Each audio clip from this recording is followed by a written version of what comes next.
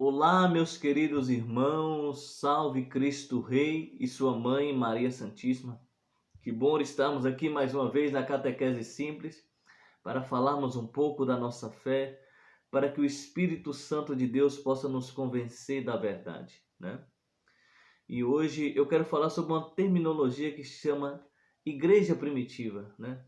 Que é uma coisa que se torna repetitiva, né? E até assim de um certo modo um pouco muitas vezes malicioso, né? Muitos, vamos voltar à igreja primitiva. A igreja primitiva era assim, era assado, né? Mas o que é a igreja primitiva e o que nós devemos ser agora, né? Porque essa terminologia é uma coisa tão viciosa que as pessoas não querem viver o hoje. Eu quero voltar só lá, né? Quero voltar só lá nos inícios. Beleza. Nós, como católicos, nós voltamos lá, sim. Inclusive a patrística, né? Revela muitas coisas da nossa fé hoje em dia, né? A missa, a intercessão dos santos, a oração do purgatório, né? E muitas outras coisas da nossa fé, né? As imagens nas catacumbas demonstrando a devoção dos cristãos ali, inicialmente. Então, voltar à igreja primitiva, isso é bom, mas é uma linguagem também viciosa, né? E o protestantismo ele começou assim, né? Vamos voltar às fontes, já que essa igreja está corrompida, segundo eles, vamos voltar às fontes. E eles buscam hoje essa igreja aí primitiva, né? Que talvez eles não chegaram nunca lá, né? O que é a igreja primitiva? O que é o protestantismo hoje em dia? São duas realidades totalmente bem distintas. Lutero disse isso, né? Não, a igreja está corrupta, então vamos voltar lá nos inícios, né? Então, e jogar tudo fora, 1500 anos de igreja tudo fora, para que você possa fazer uma análise a partir da sua visão atual, né? A partir da sua investigação, né? A partir de buscar assim dentro de uma arqueologia o que era a fé dos cristãos, né? Isso é bom, isso é justo a gente buscar aquilo que era dos primeiros cristãos, aquilo que eles acreditavam, aquilo que eles já ensinavam, né? Porém, isso aí pode ser algo totalmente malicioso e que as pessoas talvez não vivam a realidade da fé no presente, né? Seria a mesma coisa da gente ser uma árvore, né? E a gente querer voltar a ser semente, né? Ah, eu quero ser a semente lá de antigamente, né? Nós já somos uma árvore, né? A igreja já é uma árvore formada, né? Que dá os seus frutos. Isso aí, eu gosto de usar essa analogia que o próprio Jesus falou, né? Que ele era a videira verdadeira. Essa videira verdadeira também é a igreja, que é o seu corpo místico, né? Que estão unidos ali todos os cristãos para produzir frutos, né? De amor, de justiça, né? De paz. Isto é o cristianismo que nós acreditamos. Mas essa terminologia se torna uma coisa muito viciosa. Vamos voltar à igreja lá, né? No passado. E para começar aqui, eu vou usar aqui a Bíblia, né? E aqui Jesus falar no Evangelho de João, no capítulo 16, versículo 13. Quando ele vier, o Espírito da verdade vos guiará para a verdade plena, pois não falará por sua conta, mas dirá o que ouve e vos anunciará o futuro, né? Jesus promete o Espírito Santo para a igreja, porque os apóstolos estavam ali, tinham convivido com Cristo durante aqueles 3 anos, né? Aqui nós estamos na última ceia já, e Jesus ali já dando ali as últimas instruções, falando as últimas coisas para ele. E Cristo fala que o Espírito Santo nos guiaria a toda a verdade, né? Ele vos anunciará coisas futuras, né? E por isso nós cremos nessa, como é que fala? A fé sendo explícita durante os séculos, né? Porque nós católicos, nós somos muitas vezes condenados, dizendo que nós inventamos doutrinas durante os séculos, né?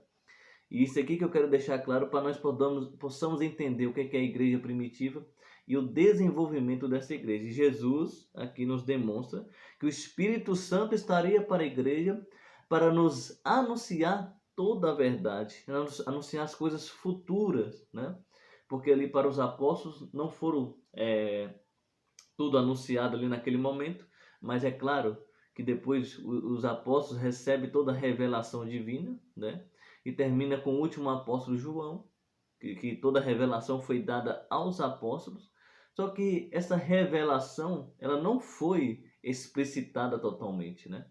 E nós já vemos dentro, né, ali da vida dos apóstolos, ali em Atos capítulo 15, né, sobre o concílio de Jerusalém, que foi necessário a igreja se reunir, né, para afirmar algo muito importante, que a circuncisão não seria mais necessária, que a lei não seria mais necessária, que nós vivemos agora o tempo da graça. Precisou de um concílio, porque estava havendo confusão, estava havendo problema. Então a igreja, como diz São Paulo lá em 1 Timóteo, no capítulo 3, versículo 15, que a igreja do Deus vivo é coluna e fundamento da verdade, ou seja, é a igreja que sustenta a verdade, é a igreja que nos revela a verdade, né? Se usando dos ensinamentos de Jesus Cristo, seja pelas Sagradas Escrituras, seja pela sagrada tradição, pela qual também as Escrituras nos veio, né?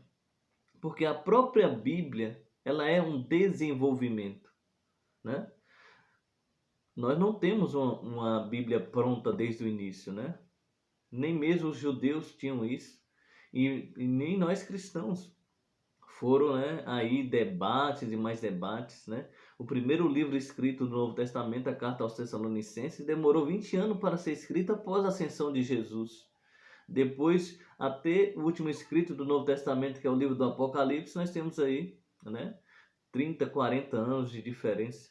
Até que se reunir todos esses livros perdidos, onde não havia imprensa, né? Onde tinha uma dificuldade sobre a escrita, onde as pessoas eram analfabetas, as perseguições do Império Romano aos cristãos, então não era fácil, né? Então a Bíblia também ela foi um desenvolvimento de debates até que ela se formasse o que nós conhecemos hoje como Sagradas Escrituras, né?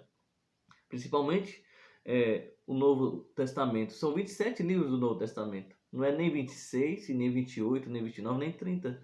É 27 livros, né? Aqui a carta aos Hebreus, né? O Apocalipse, a carta de Judas, né?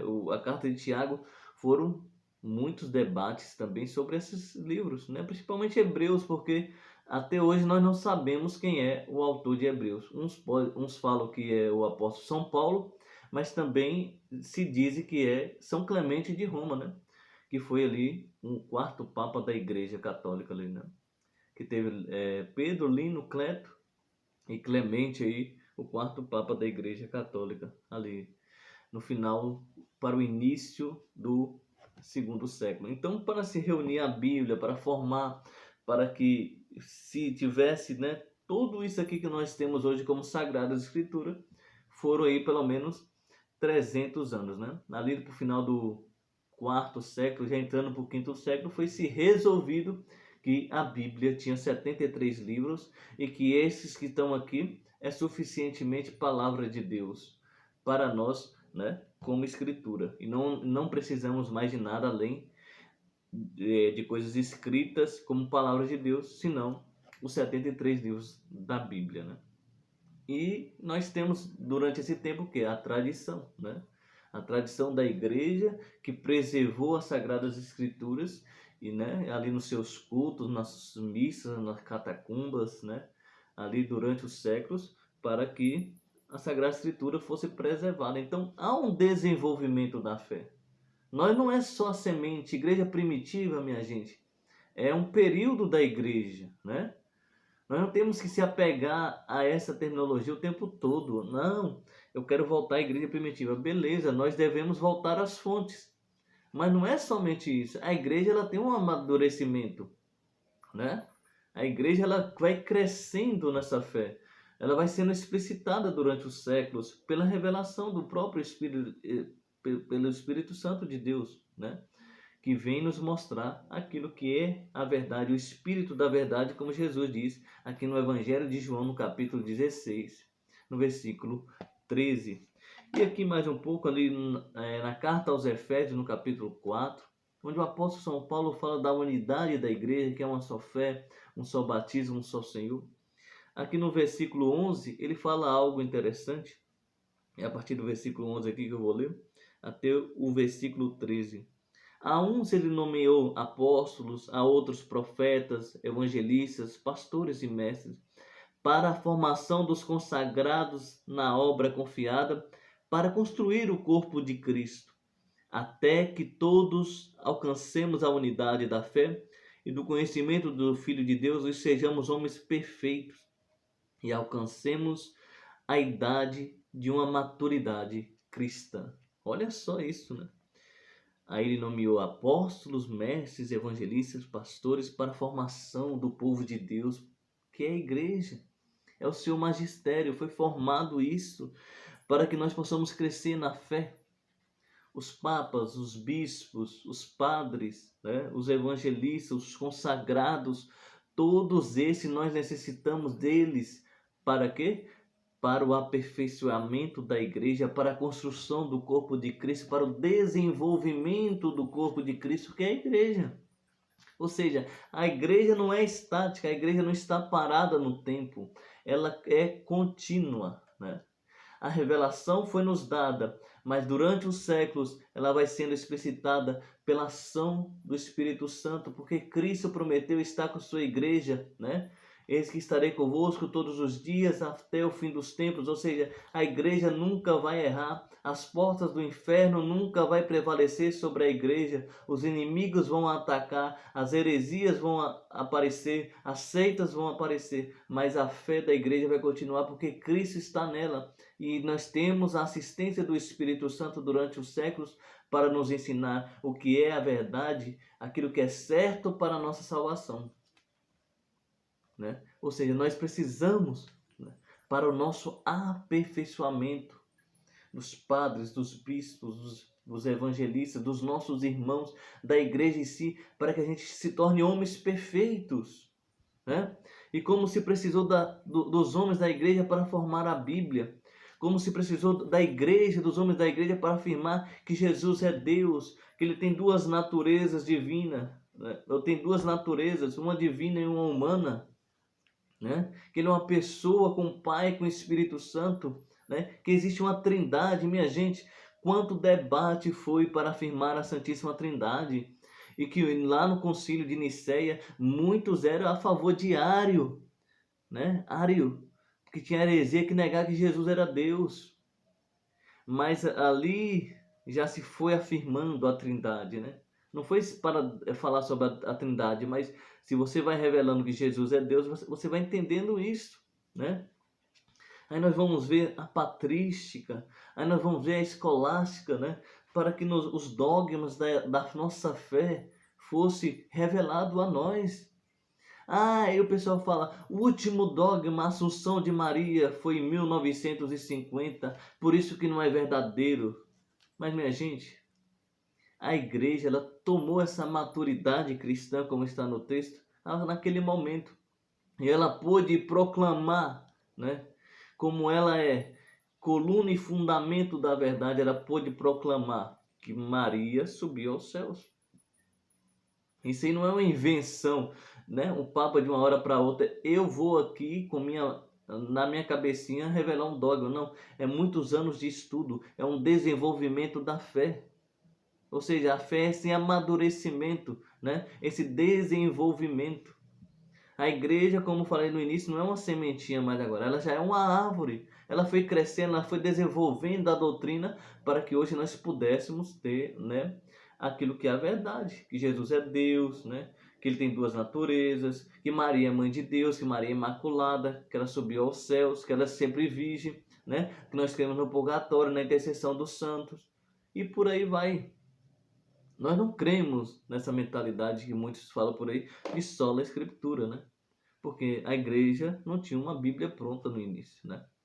Então, meus queridos irmãos, tenhamos cuidados, né, com essa terminologia e que nós possamos cada vez mais crescer na fé e no conhecimento de nosso Senhor Jesus Cristo, até que nós chegamos, né, à unidade, né, do corpo de Cristo, chegamos a Ele, a palavra viva que é o nosso Deus Jesus Cristo. Tá bom, meus queridos irmãos? Fiquem todos na paz de nosso Senhor Jesus Cristo. Um grande abraço a todos, né? Que o Senhor vos guarde e vos abençoe. Em nome do Pai, do Filho e do Espírito Santo. Amém.